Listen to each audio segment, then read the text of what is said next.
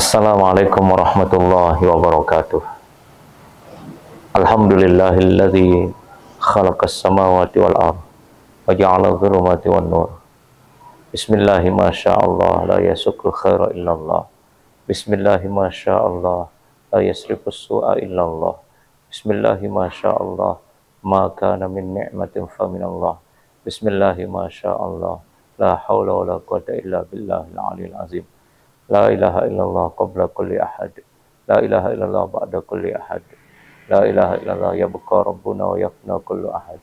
Sadaqallahul azim wa sadaqallahu rasuluh. Segala puji hanya milik Allah Subhanahu wa taala yang senantiasa mencurahkan nikmat dan karunia-Nya kepada kita semua.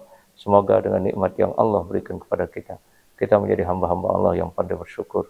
Salawat serta salam kita aturkan kepada junjungan alam Nabi kita Nabi besar Muhammad sallallahu alaihi wasallam. Allahumma sholli ala sayyidina Muhammad wa ala ali sayyidina Muhammad. Para pemirsa Selaparang TV dimanapun berada, tema yang diberikan kali ini melawan sisi buruk pada diri kita masing-masing. Qala Allah Ta'ala fi kitabihil karim, a'udzu billahi minasyaitonir rajim. Bismillahirrahmanirrahim. Fa'alhamaha fujuraha wa taqwaha. Wa qala aidan wa libasut taqwa dzalika khair. Wa qala aidan wa tazawwadu fa inna khairaz zadi taqwa wattaquni ya ulil albab. Wa qala an-nabi sallallahu alaihi wasallam, man kana yu'minu billahi wal yawmil akhir falyaqul khairan aw liyasmut. Atau kama qala an-nabi sallallahu alaihi wasallam. Dari ayat-ayat yang tadi dan hadis yang terakhir, inilah jawaban daripada apa yang diberikan pada kesempatan ini, tema yang diberikan pada kesempatan ini, melawan sisi buruk pada diri manusia. Allah Subhanahu wa taala telah menetapkan dua jalan di dalam diri manusia. Yang pertama adalah alhamaha fujuraha wa taqwaha. Ada jalan kesesatan pada diri manusia, ada jalan negatif, kemudian ada jalan takwa itu. Allah memberikan dua pilihan kepada kita. Apa mau yang negatif atau mau yang positif. Yang namanya hawa nafsu sulit untuk dikendalikan. Melawan diri kita jauh lebih berat daripada melawan orang lain. Maka tidak heran kalau Rasulullah SAW ketika usai perang, maka beliau mengatakan kita telah kembali dari perangan kecil dan akan menghadapi perangan besar. Sahabat bertanya, ya Rasulullah, bukankah peperangan yang kita lakukan ini adalah suatu perangan besar yang berkobar, banyak orang yang meninggal dunia, banyak yang jadi syuhada. Tapi beliau jawab, sesungguhnya perang yang besar itu adalah perang melawan diri kita, melawan hawa nafsu. Nah, bagaimana melawan keburukan pada diri kita? Yang pertama adalah kita sering-sering mengucapkan istighfar. Istighfar inilah pelebur daripada dosa dan kesalahan yang ada pada diri kita. Allah panggil kita semua sebagai orang yang beriman. Wasari'u ila magfiratin min rabbikum wa jannatin 'arduhas samawati wal ardh wa'iddat lil muttaqin. Bersegeralah kalian, cepat-cepatlah kalian untuk mohon ampun. Surga yang luasnya langit dan bumi diperuntukkan bagi orang-orang yang bertakwa. Untuk melawan keburukan pada diri kita, hendaklah kuat yang namanya benteng istighfar. Karena istighfar itu adalah salah satu jawaban dari Allah untuk bagaimana Allah mengampuni dosa-dosa kita, mengampuni keburukan-keburukan kita. Maka istighfar itu juga tidak hanya menghapus dosa kita, tapi Allah mengatakan yursilis sama alaikum midrara wa yumdidkum bi amwalin wa banin. Dalam ayat ini dampak daripada istighfar yang kita lakukan, Allah akan menurunkan rahmat-Nya, menurunkan hujan yang penuh dengan keberkahan, kemudian menambah harta benda kita dan anak-anak keturunan kita. Artinya istighfar ini adalah benteng untuk menghindarkan keburukan hawa nafsu. Semakin banyak kita beristighfar, mohon ampun kepada Allah, maka semakin banyak kita ingat bahwa kita akan senantiasa melaksanakan kebaikan-kebaikan. Tapi kalau kita jauh dari istighfar, maka itulah yang membuat kita menjadi terlena untuk melakukan kemaksiatan, melakukan dosa, melakukan noda, serta kezaliman. Maka bentengilah diri dengan istighfar sebanyak-banyaknya. Yang kedua, selain daripada istighfar itu untuk melawan keburukan pada diri kita, itu puasa. Puasa itu bisa meredam hawa nafsu kita. Makanya Rasulullah SAW memanggil setiap pemuda itu supaya segera untuk menikah. Karena apa? Di saat muda kita sulit untuk melawan diri kita, melawan hawa nafsu kita. Maka solusinya kalau kalian tidak mau menikah, kata baginda Rasulullah SAW, kalian bisa menjaga diri kalian dengan berpuasa. Puasa alternatif untuk menjaga hawa nafsu kita, menjaga diri kita. Bagi siapa yang banyak berpuasa, maka dia akan terbentengi dan terlindungi dari kemaksiatan dan kezaliman. Coba lihat di bulan Ramadan. Banyak orang-orang puasa berkata yang sebelumnya berkata kotor, tapi ketika kita masuk bulan Ramadan, tidak berani dia berkata kotor, tidak berani melakukan kezaliman, kemaksiatan. Kenapa? Puasa itulah yang menjadi perisai. Jadi Rasulullah juga mengatakan puasa itu adalah perisai bagi diri kita semua. Maka oleh sebab itu, untuk melawan keburukan yang ada pada diri kita, melawan hawa nafsu, kejahatan hawa nafsu kita, maka Allah dan Rasulnya menawarkan solusi, yakni dengan berpuasa. Secara tidak langsung, puasa yang kita lakukan, dia akan mampu menyekap hawa nafsu itu sendiri, dia akan mampu memenjarakan keinginan-keinginan buruk pada diri kita, sehingga kita tidak melakukan interaksi keburukan.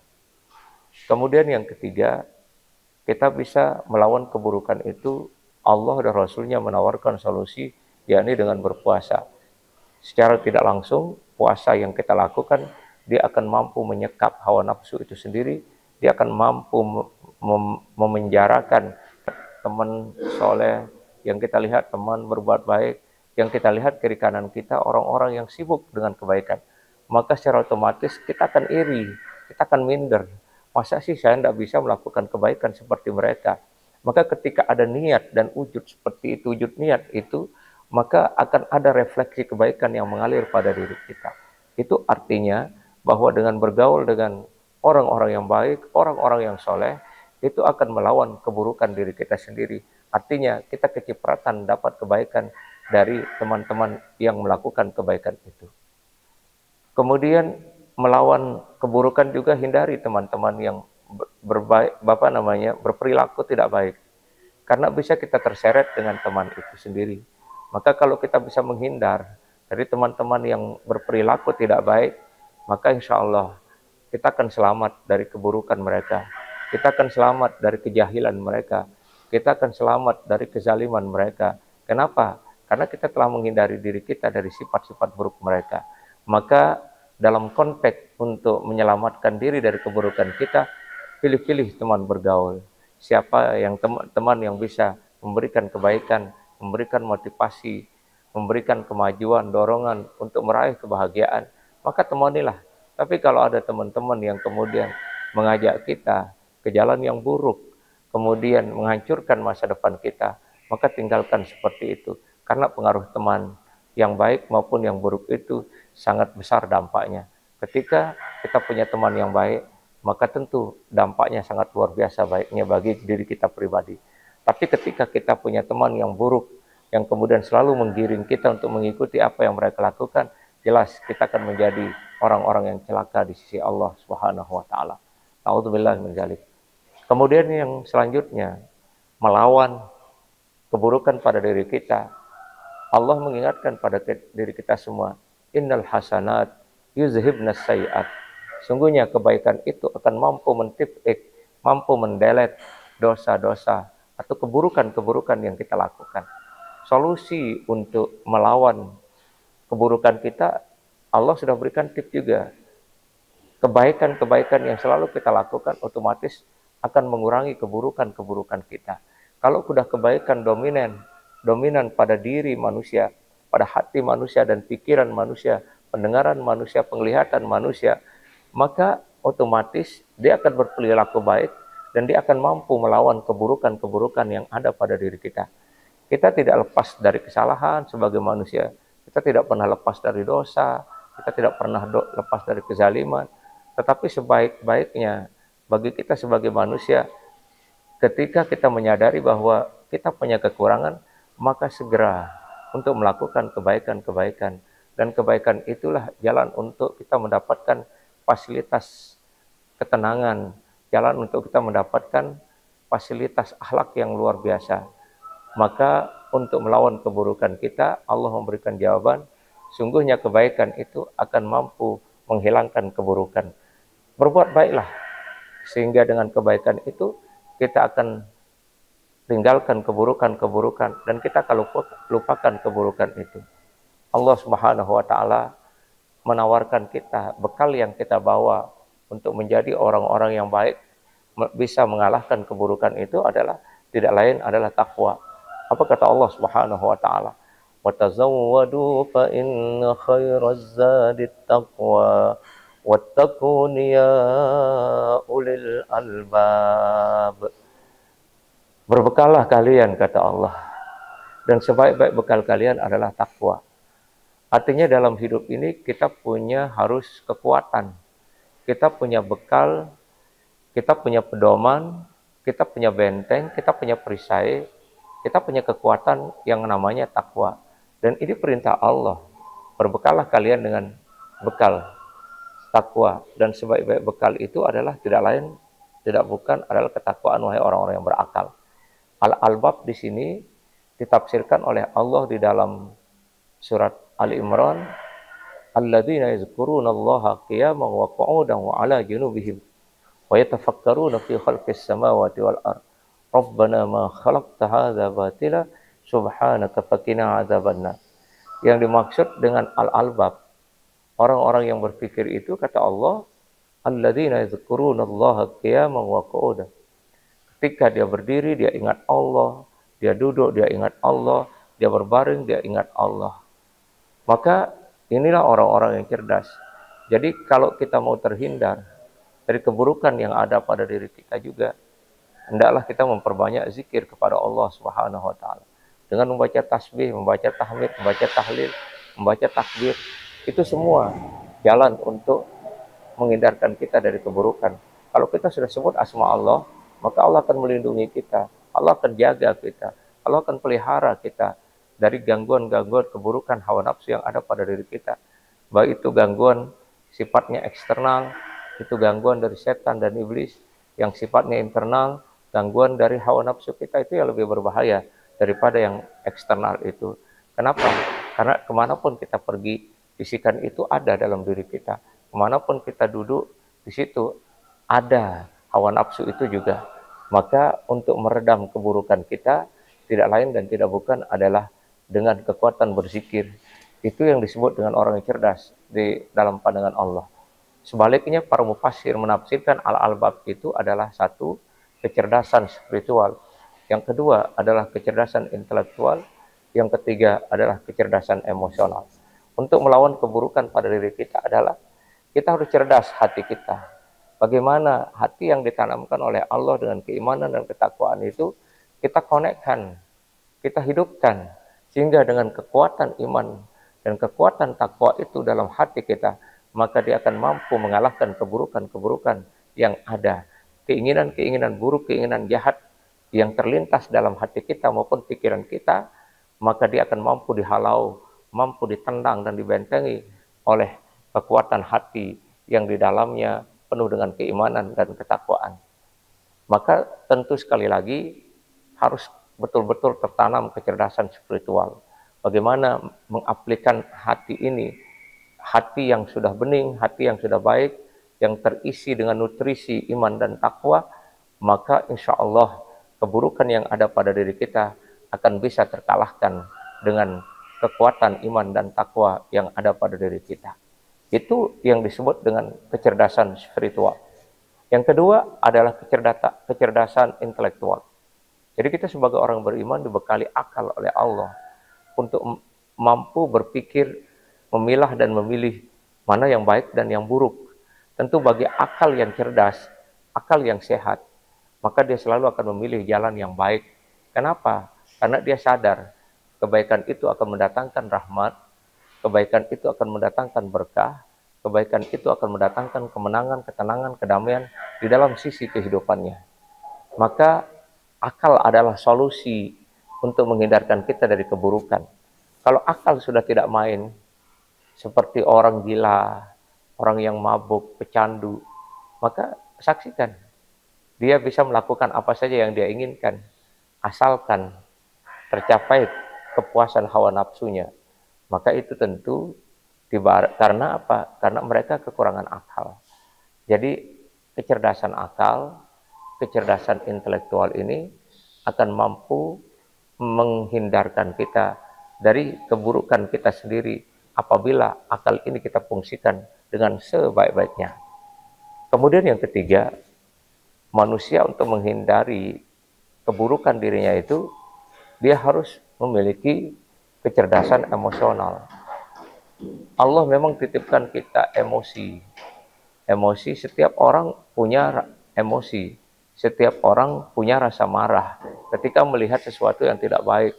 Ketika melihat sesuatu hal yang buruk akan bisa timbul itu amarah itu. Maka oleh sebab itu jangan sampai bergejolak nafsu. Jangan sampai bergejolak keinginan-keinginan yang buruk itu. Maka dengan kecerdasan emosional bisa kita redam, kita tahan, sehingga kita tidak menjadi manusia yang fatal, tidak menjadi manusia yang buruk, tidak menjadi manusia yang berperilaku seperti hewan-hewan.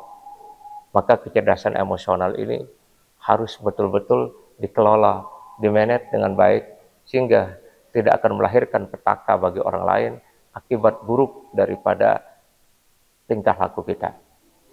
Kemudian untuk melawan keburukan yang ada pada diri kita, harus kita punya aktivitas yang positif, yang banyak. Karena seringkali orang melakukan keburukan, dia tidak punya aktivitas. Dia nganggur di rumah, tidak punya pekerjaan. Dia cuma duduk-duduk di jembatan, duduk-duduk di pinggiran jalan. Yang kemudian dalam perasaannya, dalam hatinya muncul bagaimana keburukan-keburukan itu muncul menghiasi hatinya. Keburukan itu menghiasi pikirannya. Sehingga akibat dia terlalu banyak nganggur, tidak punya pekerjaan, akhirnya muncul keburukan-keburukan pada dirinya. Dia mencuri, dia berjudi, dia melakukan hubungan kemaksiatan yang lain. Itu pengaruh daripada dia tidak punya aktivitas. Maka solusi untuk melawan keburukan pada diri kita, kita harus punya aktivitas. Punya aktivitas yang membuat kita menjadi sibuk dengan aktivitas yang baik itu. Kenapa?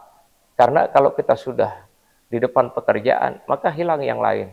Ketika kita sudah punya aktivitas, maka niat-niat jahat itu tidak akan muncul. Niat-niat buruk itu tidak akan muncul. Kenapa? Karena kita fokus dengan pekerjaan kita. Seringkali banyak korban diakibatkan karena mereka tidak punya pekerjaan, tidak punya aktivitas, bosan, akhirnya mereka jenuh, akhirnya mereka yang pada akhirnya mereka mengakhiri petualangan hidupnya dengan melakukan hal-hal yang buruk. Maka penting bagi kita semua, siapapun kita, supaya kita terhindar dari keburukan kita sendiri, maka kita sibukkan diri kita dengan hal-hal yang bermanfaat. Khairun nasi anfa'uhum linnas. Baik-baik manusia adalah orang yang bermanfaat buat manusia lainnya. Maka oleh sebab itu, selanjutnya untuk melawan keburukan kita, jangan lupa banyak membaca Al-Quran. Kenapa? Karena setiap dari ayat-ayat Allah itu mampu akan menginstal perjalanan kehidupan kita yang buruk tadi. Menginstal hati kita yang tadinya hati kita tidak tenang, menjadi tenang. Yang tadinya hati kita menjadi galau, tidak jadi galau. Yang tadinya pikiran kita semeraut, pikiran kita seperti benang kusut, maka ketika kita berhadapan dengan ayat-ayat Al-Quran, maka Allah akan rubah suasana hati kita. Allah akan rubah suasana kejiwaan kita. Dan Allah akan rubah suasana aktivitas kita dengan yang lebih baik. Maka lawanlah keburukan itu dengan banyak-banyak membaca firman Allah, membaca kitabullah, atau yang kita kenal dengan Al-Quran. Karena Al-Quran adalah petunjuk bagi setiap manusia dimanapun berada. Apa kata Allah dalam Al-Quran? Syahrul Ramadan alladzi unzila fihi al-Quran hudan linnas wa bayyinatin minal huda wal furqan. Al-Quran itu diturunkan oleh Allah pada bulan Ramadan, pada malam Ramadan, sebagai petunjuk bagi manusia, supaya manusia mampu membedakan mana yang hak dan mana yang batil, mana yang hitam, mana yang putih, mana yang lurus, mana yang bengkok, mana yang terang, mana yang gelap. Maka artinya dengan kekuatan Al-Quran yang Allah turunkan pada bulan Ramadan untuk menjadi mukjizat terbesar Nabi Muhammad SAW, di dalamnya banyak kita dididik oleh Allah Subhanahu wa Ta'ala dengan tujuan Al-Quran itu sendiri sebagai petunjuk, dan tujuan Al-Quran itu sebagai obat dan sekaligus menjadi rahmat. Maka orang yang sering membaca Al-Quran, insya Allah dia akan terhindar dari keburukan. Kenapa? Karena dari ayat-ayat yang ia baca itu yang menjaga dirinya, menjaga jiwanya, menjaga pikirannya, menjaga sikap dan tingkah lakunya. Kenapa? Karena disitulah dahsyatnya Al-Quran. Al-Quran itu menjadi penyejuk, penerang jiwa-jiwa setiap orang yang membacanya. Jangan jauh dari Al-Quran, supaya kita tidak terampas kebaikan kita dengan keburukan kita. Jangan jauh dari Al-Quran, karena Al-Quran itu adalah sumber daripada segala sumber hukum yang akan menyelamatkan siapapun yang dekat Al-Quran dan siapapun yang mengamalkannya. Maka insya Allah dengan sering-sering kita membaca Al-Quran, maka kita akan mampu melawan keburukan-keburukan pada diri kita. Kenapa? Karena dalam satu ayat, satu huruf itu Allah menitipkan 10 kebaikan. Makanya Rasulullah SAW katakan, alif harfun, lam harfun, mim harfun. Alif itu satu huruf, lam itu satu huruf, mim itu juga satu huruf. Artinya kata Rasulullah SAW, ketika kita membaca Al-Quran, satu huruf saja sudah Allah berikan 10 kebaikan. 2 huruf Allah berikan 20 kebaikan. 3 huruf Allah berikan 30 kebaikan. Itu artinya kalau sebegitu banyak huruf-huruf yang kita baca di dalam Al-Quran, apabila kita membaca 1 juz, 2 juz, sampai khatam Al-Quran, itu sudah berapa juta kebaikan Allah beri huruf-huruf itu. Kenapa kata Imam Syafi'i? Karena huruf di dalam Al-Quran kata Imam Syafi'i itu 1.027.000 huruf. Kalikan saja kalau 1.027.000 huruf itu kali 10, itu sudah berapa? Berarti kita membaca Al-Quran, menghatamkan Al-Quran itu kebaikan yang akan diberikan oleh Allah puluhan juta kebaikan ketika kita bisa menghatamkan Al-Quran. Ini artinya bahwa keburukan yang ada pada diri kita itu bisa sirna. Keburukan yang ada pada diri kita itu bisa terkalahkan ketika kita menghadirkan Al-Quran di dalam sisi kita, sisi-sisi kehidupan kita. Dan yang selanjutnya, untuk melawan keburukan pada diri kita, tanamkan kesabaran. Karena kalau kita tidak sabar menghadapi bisikan hawa nafsu kita, bisikan hati kita, maka kita akan termakan oleh hawa nafsu itu sendiri. Karena apa? Kata seorang ulama tasawuf, kejahatan yang paling dekat dengan manusia itu adalah hawa nafsunya sendiri. Kalau kita berperang melawan musuh, 2 kemungkinan. Mungkin musuh itu yang meninggal dunia, atau kita yang meninggal dunia. Tapi kalau melawan hawa nafsu ini, kita tidur, dia hadir. Kita makan, dia hadir. Kita berjalan, dia hadir. Di mana sisi-sisi kehidupan kita, dia selalu ada hawa nafsu. Makanya begitu berat untuk dilawan. Tapi untuk melawan bisikan-bisikan hawa nafsu itu, tidak lain dan tidak bukan, harus sering-sering membaca Al-Quran. Kemudian kita banyak bersabar. Sabar itu adalah benteng. Apa kata Allah? Ya ayyuhalladzina amanu ista'inu bis-sabri was-shalah. Innallaha ma'as-sabirin. Hai orang-orang yang beriman, ista'inu bis-sabri. Mohon kekuatan, mohon benteng, mohon pertolongan dengan kesabaran dan sholat. Artinya bahwa untuk melawan keburukan kita dalam konteks ayat ini, kita harus bisa menjadi orang yang sabar. Karena sabar itu juga setengah daripada iman. Karena sabar itu juga adalah kasih Allah. Karena sabar itu juga bersama Allah. Jadi sabar itu bukan hanya sekedar menahan jeritan hati kita yang kemudian ada bisikan untuk kita akan dihancurkan oleh bisikan kita. Misalnya Jangan pergi ke masjid. Untuk apa kamu pergi ke masjid? Jangan pergi ke majelis taklim. Untuk ngapain kamu? Lebih baik kamu ke kafe, lebih baik kamu ke ke hotel. Itu kata bisikan. Tapi ketika ada sabar dalam diri kita, maka bisikan-bisikan itu akan bisa dihancurkan. Wah, ngapain saya harus ke kafe? Wah, ngapain saya harus ke hotel? Kan masjid jauh lebih enak. Kan masjid jauh lebih tenang, lebih damai. Maka ketika kesabaran itu ada pada diri kita, maka insya Allah keburukan itu akan bisa terkalahkan. Karena apa? Sabar itu adalah benteng yang paling kokoh untuk melawan keburukan pada diri kita. Dan ketahuilah, sabar itu memiliki ganjaran yang sangat besar di sisi Allah Subhanahu wa taala. Allah merilis manusia-manusia yang sabar itu dengan ucapan innallaha ma'as sabirin.